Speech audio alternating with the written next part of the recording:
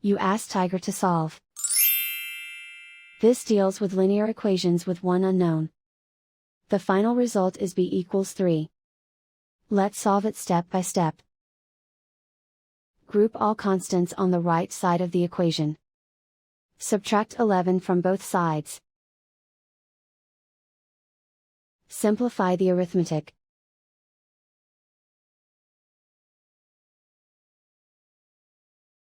Isolate the b. Divide both sides by 5. Simplify the fraction. Find the greatest common factor of the numerator and denominator. Factor out and cancel the greatest common factor. And so the final result is b equals 3.